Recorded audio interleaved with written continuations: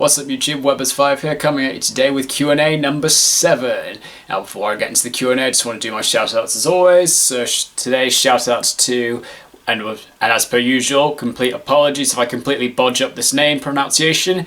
Got shout-out to Ken Neva as recent subscriber. Thank you so much. You're the reason my channel is growing stronger.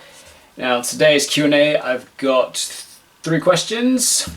So I'll just very quickly go through those. So first set of questions are from Omar, again, apologies if I completely botched this up, Omar CU, who's asked, first question, did you top with your Endymion list?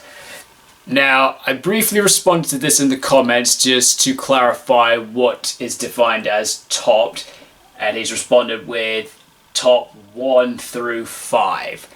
So in that situation, yes, I have topped with my Endymion before. I believe the first main time I topped with it, I was playing with a Gravekeeper. I was playing with the Gravekeeper variation. I definitely remember times that I've come topped with that since we reopened from the pandemic. I think the highest with that list, that was when I topped what would technically have been first place if I hadn't lost on tiebreakers, which put me in second place. So I did have the highest overall score along with one other person, but because of tiebreakers I got put down into second place, which was annoying. But still, yeah, I've topped. So that's the best I've done with an Endymion variant. And I've also topped on another occasion in third place when I was playing my variant using DPE, which I'm not proud that I did that, but it was kind of what everyone was doing in the format, so do what you gotta. You just sometimes just have to do what you have to do. And then your second question is, do you think Draco Slayer and Endymion can be played together?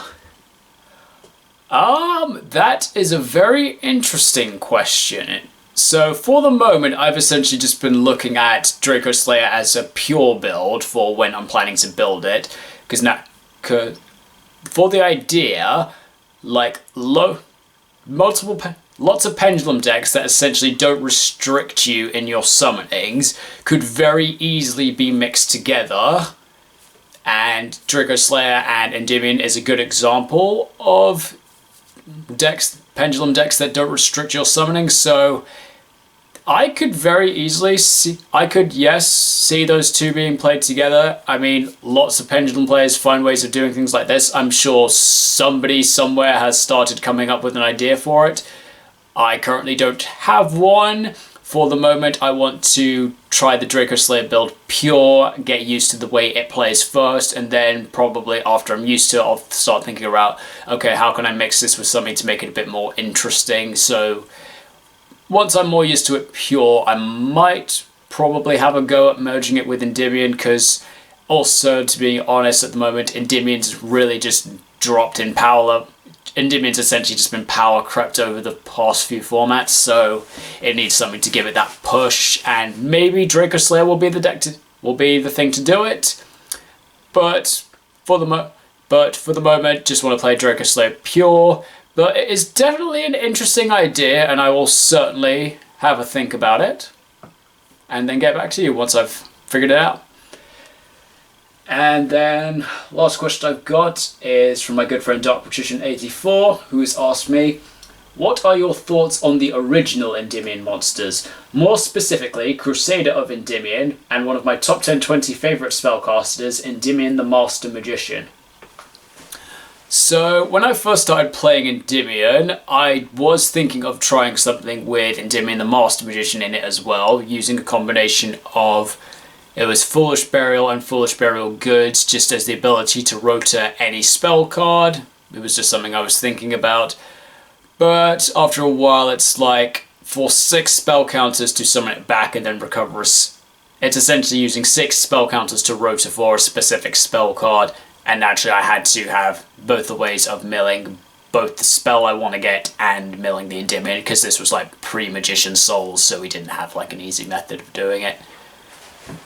And so I thought about doing it like that, but I thought for 6 spell counters just to get one specific spell, I'd much rather just use my 6 spell counters to summon the Mighty Master and then nuke my opponent's board.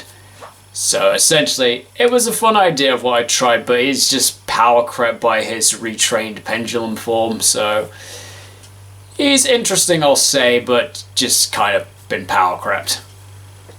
And in regards to Crusader, Crusader has an interesting design, but there's not really a lot I can do with him in the current deck because he's a Gemini monster, so I've checked the official rulings. Yes, you can summon him off things like Servant and Reflection, but because once he's on the field he'll be classified as a normal monster, he won't be able to hold a spell counter, so you're essentially just losing.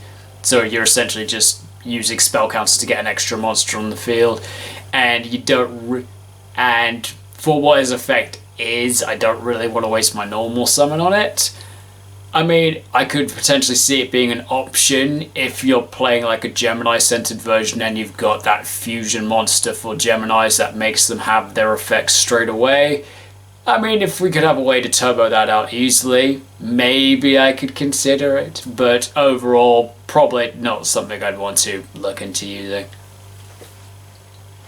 And that is all the questions I've got. Thank you to the guys who posted their questions. If anyone's got any other questions for me, I do these Q&As every Wednesday afternoons. Thank you so much for watching, guys, and I will see you next time.